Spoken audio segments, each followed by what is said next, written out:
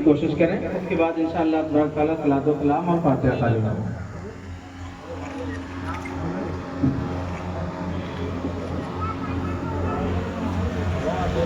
بیٹھ جائیں بس 2 منٹ۔ آپ حضرات سے گزارش ہے کہ آپ حضرات اپنی اپنی جگہوں میں بیٹھ جائیں، اور جب صلاۃ و سلام کے بعد آپ حضرات علماء کرام سے بچوں سے مل لیجیے گا۔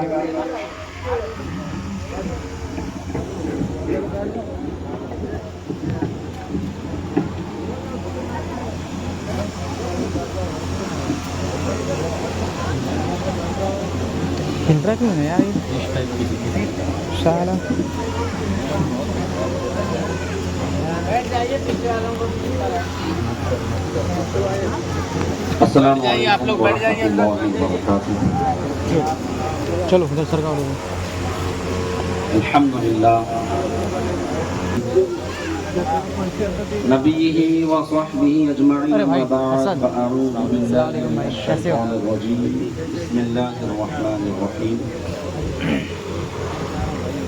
وقل رب زدنی علما، صدق اللہ العلی العظیم، وبلغنا رسولہ النبی الامین الامین الکریم، ونحن على ذلك لمن الشاهدين والشاكرين والحمد لله رب العالمين۔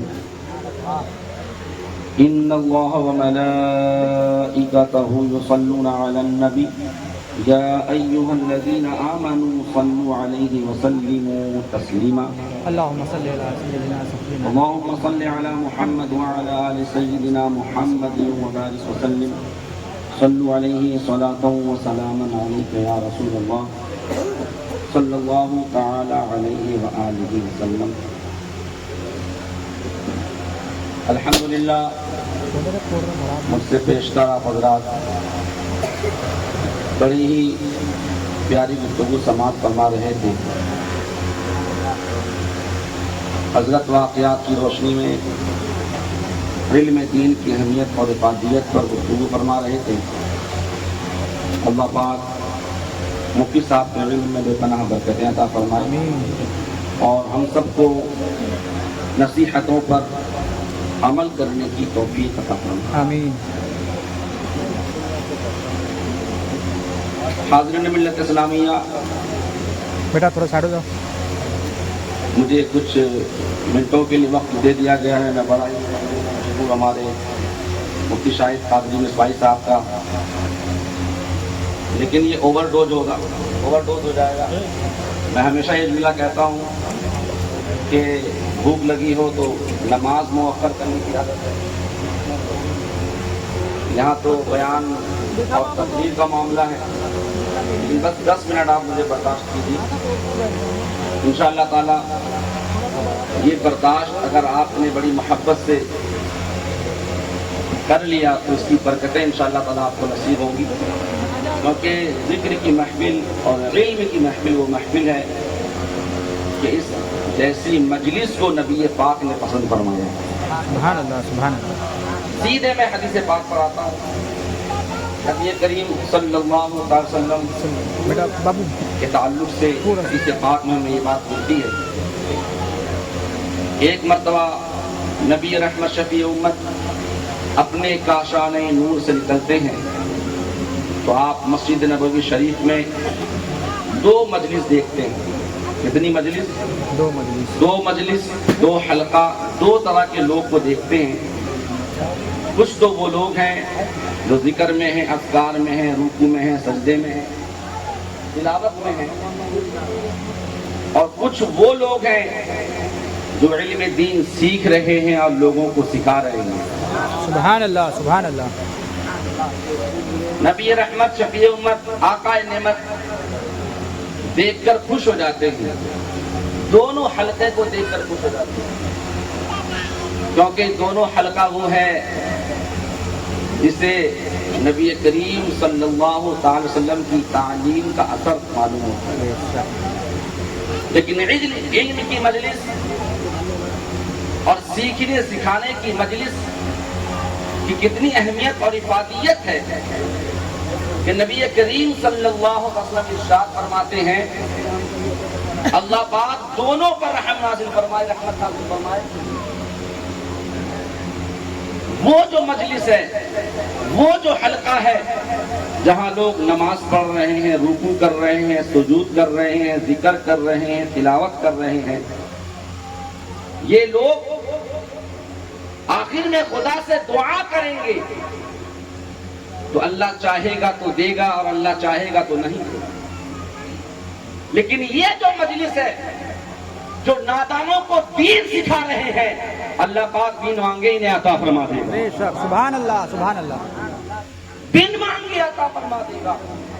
آپ نے دیکھا کہ نبی رحمت شفیع امت نے دونوں حلقے کی تعریف فرمائی، لیکن پسند اس حلقے کو فرمایا جس حلقے میں دین سیکھا اور سکھایا اور پڑھایا جاتا ہے۔ آخر اس کی وجہ کیا ہے؟ ہم حدیث کی روشنی میں خود نبی کریم کی بارگاہ میں دستبردہ عرض کرتے ہیں، یا رسول اللہ، آخر اس کی وجہ کیا ہے کہ آپ دونوں محفل کی تعریف کر رہے ہیں، دونوں حلقے کو پسند فرما رہے ہیں، لیکن علم کی مجلس والے کی شان بیان کر رہے ہیں۔ آخر وجہ کیا ہے؟ آؤ نبی کریم کی بارگاہ میں حاضری دیتے ہیں، وہاں سے ہم اس معاملے کو سلجھاتے ہیں، اپنی الجھنیں دور کرتے ہیں۔ ایک شخص نبی کریم کی بارگاہ میں آتا ہے اور عرض کرتا ہے، یا رسول اللہ، ای الاعمال افضل، سب سے بہترین اعمال کیا ہے؟ سب سے اچھا عمل کیا ہے؟ سب سے افضل عمل کیا ہے؟ نبی کریم ارشاد فرماتے ہیں، اللہ کی معرفت۔ کیا؟ اللہ کی معرفت۔ پھر وہ شخص عرض کرتا ہے، یا رسول اللہ، میں علم کے بارے میں نہیں، معرفت کے بارے میں نہیں پوچھ رہا ہوں، بلکہ عمل کے بارے میں پوچھ رہا ہوں۔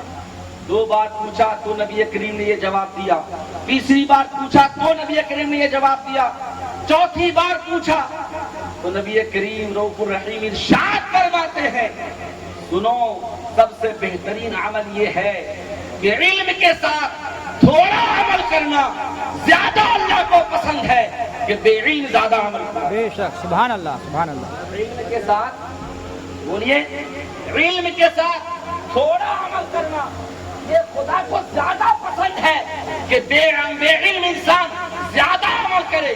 اس لیے کہ میں اس ملافظ سے کہہ رہا ہوں، نبی کریم کہنا یہ چاہتے ہیں کہ جو علم والا ہوگا اس کی نماز بھی علم کی روشنی میں صحیح ہوگی، جو علم والا ہوگا طہارت بھی اس کی درست ہوگی، جو علم والا ہوگا تلاوت بھی اس کی درست ہوگی، جو علم والا ہوگا دین کی سمجھ پوری صحیح رکھتا ہوگا، اور جو بھی علم ہوگا عمل تو زیادہ کر رہا ہوگا لیکن جو نماز کی بنیاد طہارت ہے وہ بہتر نہیں ہوگی، نماز سے قائم کرنے کی جو شرائط و فرائض ہیں وہ بے علمی میں وہ ادا کر رہا ہوگا۔ معلوم یہ ہوا کہ نبی کریم صلی اللہ علیہ وسلم نے علم کی محفل کو پسند فرمایا ہے، عالم کو پسند فرمایا ہے، اس لیے کہ علم وہ ہے جس سے انسان کو خدا کی معرفت حاصل ہو جاتی ہے، علم وہ ہے جو انسان کو انسان بناتا ہے، علم وہ ہے جو انسان کو بند کھول سے نکال کر پوری دنیا میں روشن کرتا ہے۔ سبحان اللہ سبحان اللہ سبحان اللہ۔ اللہ اکبر اللہ اکبر، یا رسول اللہ۔ پوری دنیا میں انسان روشن ہو جاتا ہے۔ آج آپ دیکھیں دور دراز کے بڑے بڑے علماء ہیں لیکن ان کی محبت آپ کے دل میں ہے۔ ہمارے پڑوسی ملک کے علماء ہیں، یہاں کہیں دور کے علماء ہیں، کوئی مراد آباد کے، کوئی الہ آباد کے، لیکن آپ ان کی علمی گفتگو سنتے ہیں، آپ نے دیکھا نہیں، آپ نے ان کو صرف موبائل میں سنا ہے، ان کی قدر آپ کے دل میں ہے۔ کس کی برکت؟ یہ علم کی برکت ہے کہ بندہ جب علم حاصل کر لیتا ہے تو مرتبہ اللہ عطا فرما دیتا ہے، سبحان اللہ سبحان اللہ۔ مرتبہ اللہ عطا فرما دیتا ہے۔ اب بتاؤ نا، جو میں نے آیت کریمہ کی تلاوت کی ہے، نبی کریم رؤوف الرحیم کو دعا سکھائی گئی، کیا؟ وَقُلْ رَبِّ زِدْنِی عِلْمًا، اے محبوب تم فرماؤ یہ دعا کرو، کیا مولا میرے علم میں اضافہ فرما۔ امام قرطبی ارشاد فرماتے ہیں، اس سے یہ بات ہمیں اشارے میں معلوم ہوتی ہے کہ علم سے بڑھ کر، علم سے افضل، علم سے اعلیٰ کوئی چیز نہیں ہے، اس لیے کہ اگر علم سے اعلیٰ کوئی چیز ہوتی تو دعا کی تعلیم میں وہ سکھایا جاتا، لیکن خدا رب کائنات نے خدا ذوالجلال نے نبی کریم کو تعلیم دیا جو علم کے اضافہ کے لیے، علم میں اضافہ ہو، جو اس بات کی دلیل ہے اس کائنات کی ساری ضرورت ایک طرف ہے لیکن علم کی ضرورت سب سے اوپر ہے۔ اس لیے علم حاصل کیجیے. اور میں یہ کہتا ہوں بچے کو ڈاکٹر بھی بنائیے, وکیل بھی بنائیے, اس لیے کہ ہونا ضروری ہے, لیکن میں ساتھ یہ بھی کہتا ہوں ڈاکٹر کے ساتھ ساتھ عالم دین بنائیے. عالم دین میں ساتھ ساتھ عالم دین ہوگا تو مریض سے پہلے اس کی پاکٹ کو نہیں دیکھے گا, وہ مریض کو دیکھے گا. وہ مریض کے پاکٹ کو نہیں دیکھے گا, آپریشن کا پیسہ ہے نہیں, میڈیسین کے پیسے ہے یا نہیں, بلکہ اس کا علم اسے روشنی دے گا. یہ پیسہ بعد میں دیکھنا, انسان پہلے دیکھ لو,